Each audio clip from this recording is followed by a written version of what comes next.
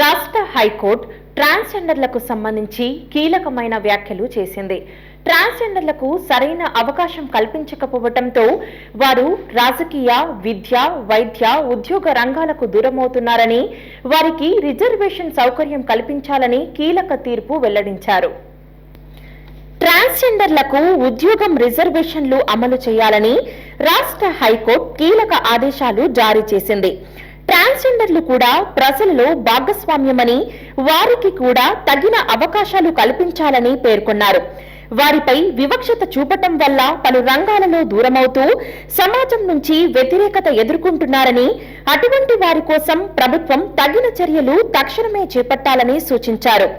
తీర్పు ప్రతిని అందుకున్న 6 నెలలలోపు రాష్ట్ర ప్రభుత్వం తగిన ప్రక్రియ పూర్తి చేయాలని ఆదేశించారు.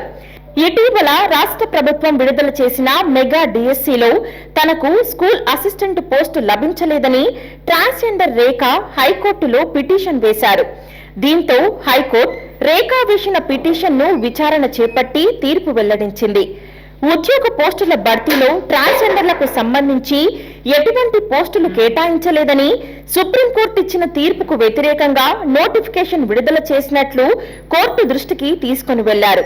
విచారణ చేసిన హైకోర్టు ట్రాన్స్జెండర్లకు సాంఘిక, సాంస్కృతిక, రాజకీయ, సామాజిక అంశాలలో వారికి స్థానం కల్పించాలని, వాటిని అనుభవించే హక్కు వారికి ఉందని, వారిని తిరిగి జనజీవనంలో మిళితం చేయాల్సిన అవసరం ఉందని పేర్కొన్నారు.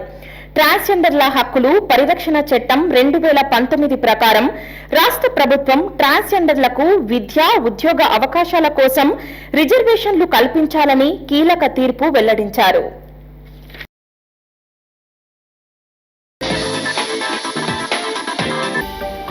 హలో అండి, నేను మీకు Rakshitha. Please to subscribe Nandyal communications.